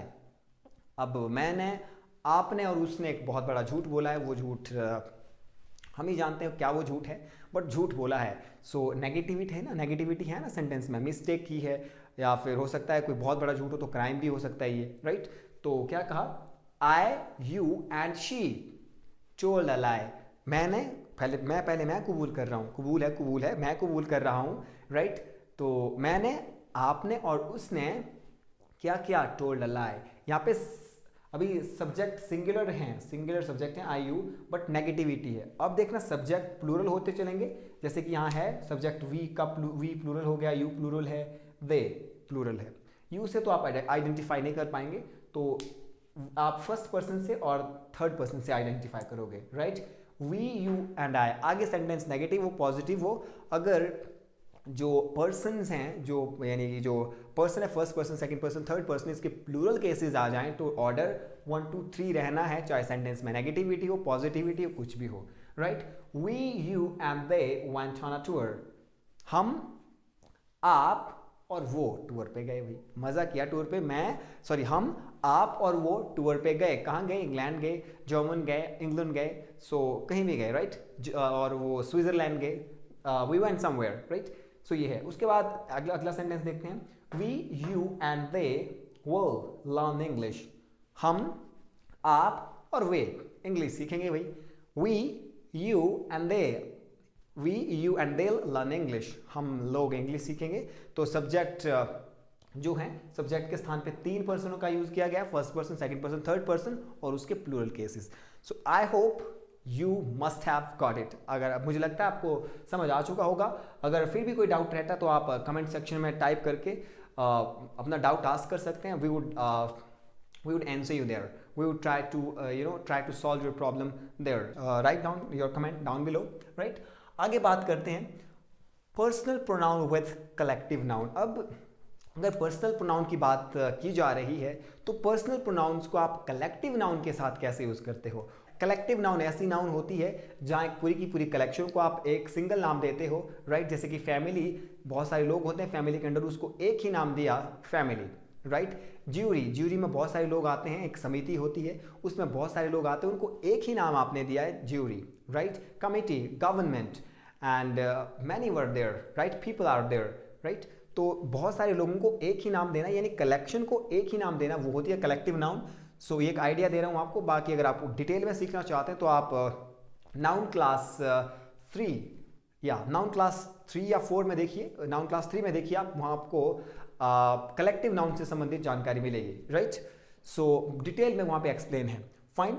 अब देखो यहाँ पे बात क्या करने वाले हैं, पर्सनल प्रोनाउंस का अपने कलेक्टिव नाउन के साथ यूज कैसे करना है, राइट। पर्सनल प्रोनाउन कौन कौन से, ही शी इट, ये वाले पर्सनल प्रोनाउन होते हैं, राइट। ही शी इट, इसके सब्जेक्टिव ऑब्जेक्टिव, जैसे कि हमने बात की सब्जेक्टिव नॉमिनेटिव केस, ऑब्जेक्टिव मतलब एक्यूजेटिव केस, राइट। उसके बाद बात की जेनेटिव केसेस की, तो आपने ऑलरेडी सीख लिया है, राइट। सो अब देखो क्रू, यहाँ पे क्रू भी एक ऐसी नाउन है, कलेक्टिव नाउन है। क्रू होते हैं नाविकगण, दे, द, यहाँ पे दे नहीं है, I am sorry for that, यहाँ पे द है, दरअसल द है। द क्रू मर्डर्ड, अब द क्रू मर्डर्ड क्रू। और एक बात बता दूं आपको एग्जाम्पल पढ़ने से पहले, जहां पे ये जो कलेक्टिव नाउन है ना, एक बॉडी की तरह काम करती है, एक यूनिट की तरह काम करती है, सिंगल यूनिट की तरह, वहां पे आप इनके साथ सिंगुलर प्रोनाउन यूज करते हो, सिंगुलर प्रोनाउन यूज करते हो। तो यहां पे जो क्रू है ये सिंगुलर ही एक्ट कर रही है। द क्रू मर्डर्ड, क्रू ने मतलब सब ने मर्डर किया, राइट। क्रू ने मर्डर किया, द क्रू मतलब नाविक गणों ने मर्डर किया, the crew murdered its captain. तो यहाँ पे क्या आएगा, इट्स कैप्टन। शायद पहला वाला आपके लिए मुश्किल हो, लेकिन अगले वाला आपके लिए आसान होगा, नेक्स्ट वन आपके लिए आसान होगा। The crew murdered its captain, क्योंकि जो क्रू है यहाँ पे एक यूनिट की तरह काम कर रही है, सब ने मर्डर किया है इनके कैप्टन का, इसके कैप्टन का, यानी क्रू इसके कैप्टन का। The crew murdered its captain, right. Their नहीं कहेंगे आप, क्योंकि देर आप यहाँ पे यूज नहीं कर सकते, क्योंकि जो क्रू है वो एक सिंगल यूनिट के रूप में काम कर रही है, राइट। नेक्स्ट बात करते हैं, आगे सेम एग्जांपल है, क्रू की बात की जा रही है। The crew are fighting with, the crew are, अब देखो क्रू एक यूनिट की तरह काम नहीं कर रही है, क्यों, कैसे पता चला, क्रू के बाद आर है, क्रू के बाद आर है। द क्रू आर, इसका मतलब है क्रू के जो मेंबर हैं, क्रू के जो सदस्य हैं, मेंबर हैं।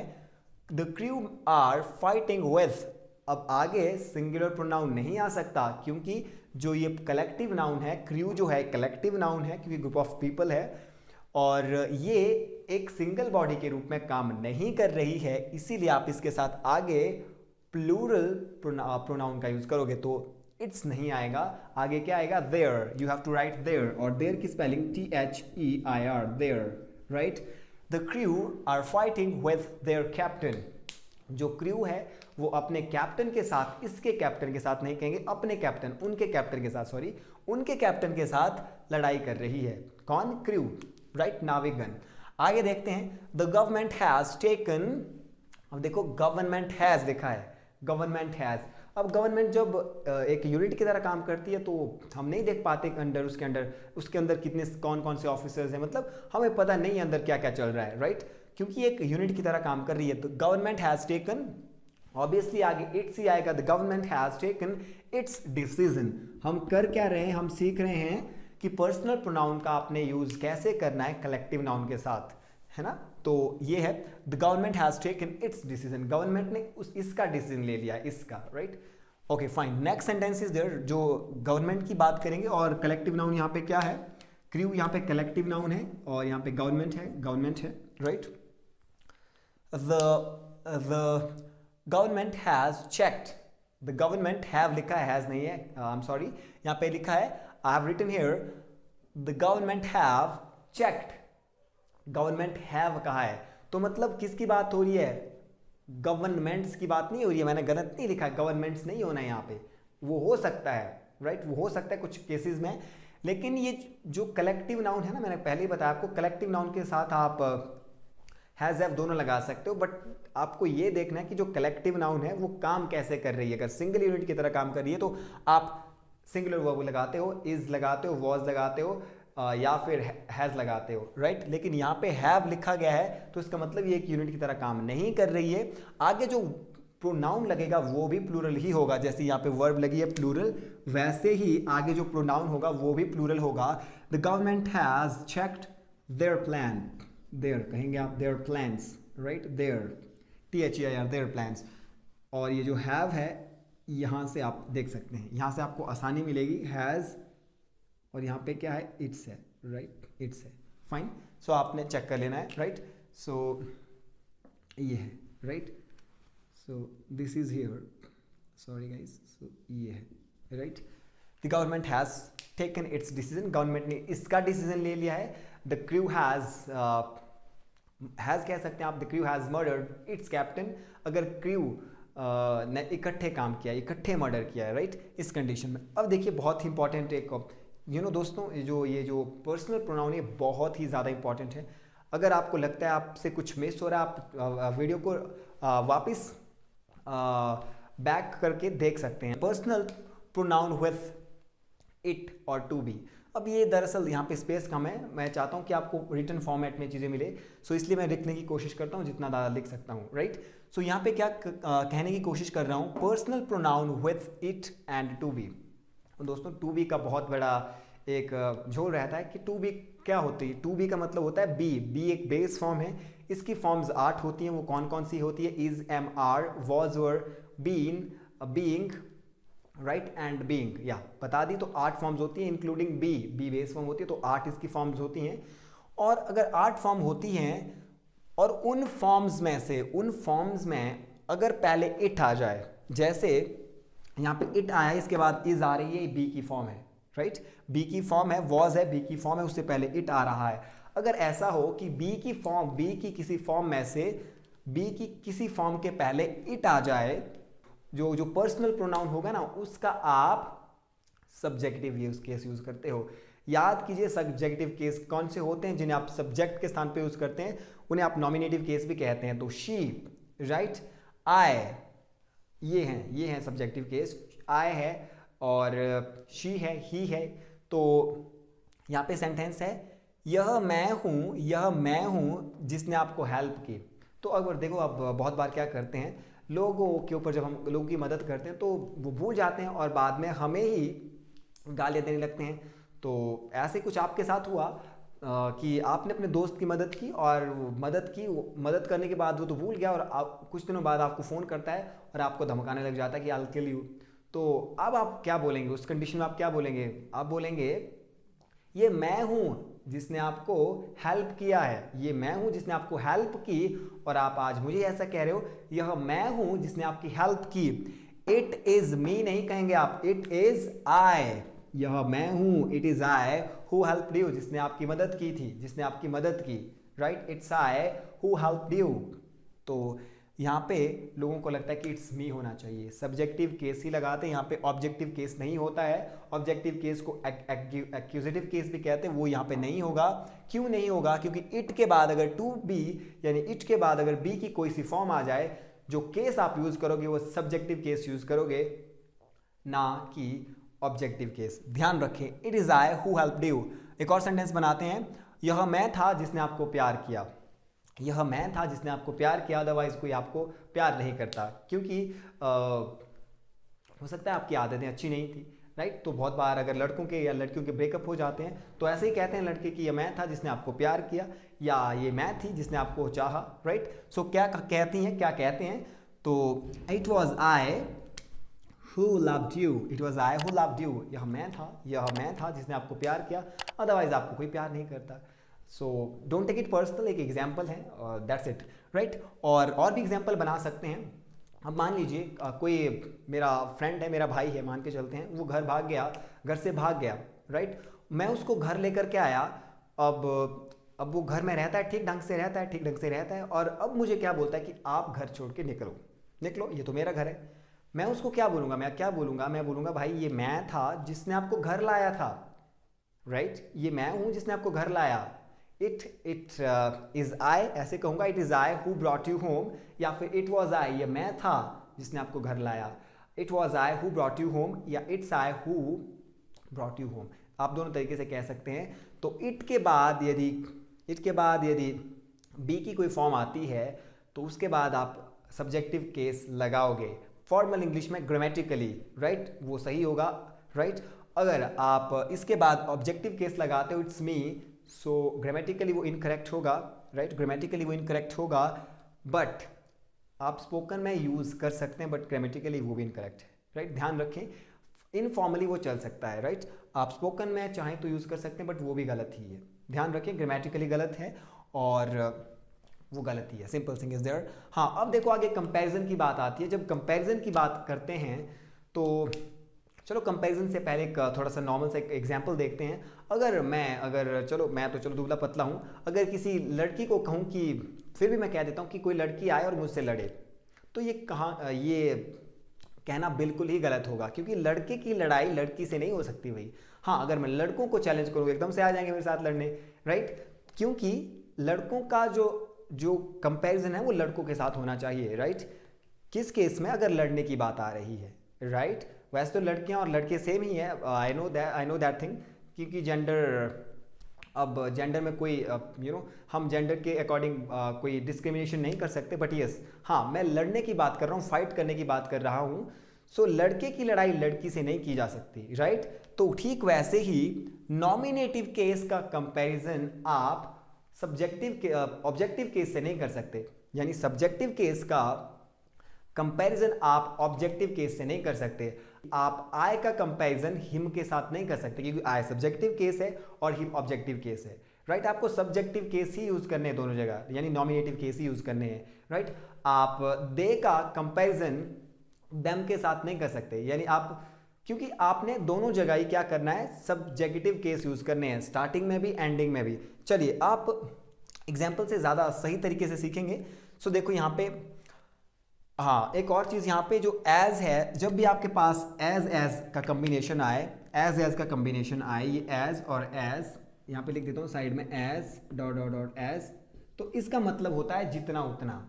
तो जितना उतना अगर कहना हो तो एज का कम्बिनेशन, या और एक दूसरी बात है, नहीं कहना हो नहीं तो नॉट सो का इस्तेमाल करेंगे। मैं इतना इंटेलिजेंट नहीं हूँ जितने आप हैं, तो उस कंडीशन में नॉट सो इसके पहले सो लगाना, सॉरी नॉट सो लगाना, सो एज का कम्बिनेशन चलेगा और उससे पहले नॉट का यूज करना, सो एज का कम्बिनेशन चलेगा, सो और एज, राइट। ये मैं यहाँ पे ब्रैकेट के अंदर लिख दे रहा हूँ फॉर योर कन्वीनियंस, राइट, ताकि आप समझ भी पाएं, राइट। एज जितना उतना, सो एज का मतलब है इससे पहले नॉट आएगा, जितना मैं हूं उतना नहीं, जितना उतना नहीं, राइट। तो ये है, फाइन। आगे बात कर रहा हूं, हाँ, तो क्या कहा, रिपीट करना चाहता हूं, कंपैरिजन हमेशा ही सेम चीजों के बीच होता है, तो नॉमिनेटिव केस का नॉमिनेटिव केस के साथ ही होगा, ठीक है। लड़कों का लड़कों के साथ होगा, लड़कियों का लड़कियों के साथ होगा, राइट। ये होने वाला है, फाइन। सो देखिए यहाँ पे अगर आई कौन सा केस है, सब्जेक्ट के स्थान पे यूज किया है, तो सब्जेक्टिव केस ही होना चाहिए ना आगे, नॉमिनेटिव केस ही होना चाहिए आगे। सब्जेक्टिव और नॉमिनेटिव केस सेम होते हैं, राइट। तो यहां पे आई है, I am as intelligent as, हाँ, अगर आपने ही और हिम में से कुछ चूज करना हो, आगे क्या फील करेंगे आप, आई एम एज इंटेलिजेंट, मैं उतना इंटेलिजेंट हूं जितने आप हैं। से आप नहीं समझोगे, मैं उतना इंटेलिजेंट हूं जितना वह है। तो आप क्या लिखेंगे, I am as intelligent as him, या फिर I am as intelligent as he. तो कहा है कि अगर सब्जेक्टिव केस पहले, तो लास्ट में भी सब्जेक्टिव केस ही होगा, यानी लास्ट में आपको क्या लिखना है, आपको लिखना है I am as intelligent as he, right. I am as intelligent as he. तो ये हम कंपैरिजन कर रहे हैं, कंपैरिजन में हमें सब्जेक्टिव का सब्जेक्टिव के साथ, ऑब्जेक्टिव का ऑब्जेक्टिव के साथ। ऑब्जेक्टिव के साथ थोड़ा सा मुश्किल होता है, वो भी आपको जब एडजेक्टिव आपको पढ़ाऊंगा, एडजेक्टिव्स, तो उनको भी कंपेयर करेंगे, राइट। इस चीज़ को डिटेल में पढ़ेंगे वहाँ पे, और कोशिश करूँगा आपको बहुत ही अच्छे तरीके से और ज़्यादा अच्छे तरीके से वहाँ पे एक्सप्लेन कर पाऊँ, right. I am not so intelligent as he, मैं उतना इंटेलिजेंट नहीं हूँ जितना वो है। I am not so intelligent as he, I am not as honest as he, जितना ऑनेस्ट वो है उतना मैं नहीं हूँ, राइट। ये है, आगे बात करते हैं। और बीच में जो आता है वो क्या होता है, एडजेक्टिव होता है। जो एज और एज के बीच में आ रहा है ये एडजेक्टिव है, जो सो और एज के बीच में आ रहा है एडजेक्टिव है, ध्यान रखें। हाँ, एक और चीज़ है, आपने देखा होगा देन के बाद, देन का भी हम इस्तेमाल करते हैं कंपैरिजन के लिए, आप जानते हो, स्पेलिंग THAN है, देन, राइट। एक देन होता है, उसका मतलब होता है उसके बाद, राइट। सो ये देन है, THAN। He is taller than him, he is taller than him. तो ही इज टॉलर देन, यहाँ पे थोड़ी सी मिस्टेक है, मैं इसको करेक्ट करना चाहूँगा, यहाँ पे हर लिखना चाहूँगा, ये सेंटेंस गलत है। He is taller than her, he is taller than her, हाँ ठीक है। अब सेंटेंस देखिए क्या अब सही है, ही इज टॉलर देन हर, वह लड़का जो है वह उस, हर लिखा है मतलब लड़की से बड़ा है, लड़की से लंबा है, वह उससे लंबा है। तो क्या ये सेंटेंस सही है? आप कहेंगे सही है, बट जब कंपैरिजन की बात होती है, बार बार कह रहा हूं, जब कंपैरिजन की बात होती है, नॉमिनेटिव केस अगर आप यूज कर रहे हो तो आपको नॉमिनेटिव केस को नॉमिनेटिव केस से ही कंपेयर करना है। तो यहां आपको क्या लिखना है, he is taller than she, right, he is taller than she, you need to write here, right, what have to, इस तरीके से सेंटेंस सही हो जाएगा, he is taller than she, right, he is taller than she, उससे, वह लड़का उस लड़की से लंबा है, मतलब, right, he is taller than she. ठीक है, अगर सेंस आपको समझ नहीं आ रहा है तो सेंटेंस को थोड़ा आगे बढ़ाते हैं, ही is taller than she is, वह लंबा है उस लड़की से, राइट, इस तरीके से आप कहेंगे। नेक्स्ट सेंटेंस, हाँ एक और सेंटेंस देखते हैं, शाम रन फास्टर देन हर। तो शाम है, सब्जेक्टिव केस है, आगे भी आपको सब्जेक्टिव केस ही यूज करना है। तो शाम रन फास्टर, ऐसे ये गलत है सेंटेंस, इसको करेक्ट करने के लिए आपको क्या करना है, आगे भी सब्जेक्टिव केस यूज करना है। हर की जगह तो आप यहाँ पे क्या लिखेंगे, आप लिखेंगे यहाँ पे Sham run faster than her, sorry than she, Sham run faster than she. अब सेंटेंसेस सारे सही हैं, तो क्या सीखा, जब कंपैरिजन करने जाएंगे, जब कंपैरिजन करेंगे उस कंडीशन में हम नॉमिनेटिव के साथ नॉमिनेटिव का ही कंपैरिजन करेंगे। शी की बात की जा रही तो लास्ट में जो शी है ना, जो स्टार्टिंग सेंटेंस के स्टार्टिंग में यूज हुआ, ये नॉमिनेटिव केस है, तो बाद में भी आपको नॉमिनेटिव केस ही यूज करना है क्योंकि आप उनको कंपेयर कर रहे हो। I am as slow as she, right, I am as slow as she. तो एज का एज और एज का जो कॉम्बिनेशन है, जितना उतना का बताया मैंने, जितना उतना, मैं उतना स्लो हूं जितना कि वो है, राइट, कंपैरिजन हो रहा है, I am as slow as he या शी जो भी है, हाँ मैं उतना स्लो नहीं हूं जितनी कि वह है। I am not so slow as she, right, I am not so slow as she, इस तरीके से, हाँ मैं उतना ऑनेस्ट हूं जितनी कि वह है। I am as honest as she, right, ठीक है, आप ही भी कह सकते हैं आगे, I am as honest as you के तो वही होते हैं, दोनों केसेस सेम होते हैं, तो यू के साथ आप इजिली समझ जाएंगे, इसलिए मैं शी का एग्जाम्पल दे रहा हूँ, right, I am as honest as she, right. तो अगर मैं ये कहना चाहूँ मैं उतना ऑनेस्ट नहीं हूँ जितनी वो है, I am not so honest as she is, right, ऐसे आप समझेंगे।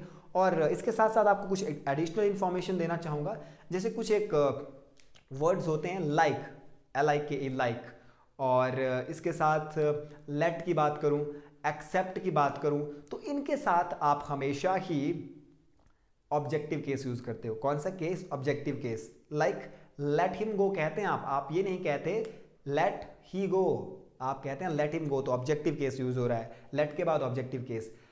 आई need a girl like her, मुझे लड़की चाहिए उसकी तरह, राइट, मतलब मुझे अपनी जिंदगी में उसकी तरह लड़की चाहिए, तो आप लाइक के बाद हर कहते हो। आई need a friend like him, मुझे उसकी तरह दोस्त चाहिए, तो हिम कहते हैं, लाइक के बाद आप कभी नहीं कहते शी या he, I need a friend like he नहीं कहेंगे आप, लाइक के बाद आप ऑब्जेक्टिव केस यूज करोगे, ठीक है। और एक्सेप्ट, राइट, एक्सेप्ट ये वर्ब्स हैं, दरअसल ये वर्ब्स हैं, इन वर्ब्स के साथ आप हमेशा ही ऑब्जेक्टिव केस यूज करते हो, यानी एक्यूजेटिव केस यूज करते हो, राइट। और एक एक्सेप्ट मैं बता रहा हूँ, एक्सेप्ट आप जानते हैं, को छोड़कर, उसको छोड़कर, इसको छोड़कर, उसको छोड़ के सबने खाना खाया, एक्सेप्ट हर एवरीबडी टुक फूड, एक्सेप्ट देम, उनको छोड़ करके, दे का देम यानी ये कौन सा केस है, ऑब्जेक्टिव केस है। Except them everybody likes me, everybody के बाद आपको सिंगुलर वर्ब यूज करनी है, except them everybody likes me, ये कहेंगे आप, राइट। और एक्सेप्ट यू जो है, एक्सेप्ट के बाद जो यू है ये ऑब्जेक्टिव केस है, ध्यान रखें, except you nobody is watching video, right, आपको छोड़ के कोई और वीडियो नहीं देख रहा है। So that's all for this class my dear friends. अगर वीडियो अच्छी लगी हो तो ज़रूर लाइक करके जाइए, और इसी तरह की इंफॉर्मेटिव वीडियोज़ अगर आप चाहते हैं तो हमारे साथ बने रहिए। So that's all for this class and we would see you next class, till then bye bye.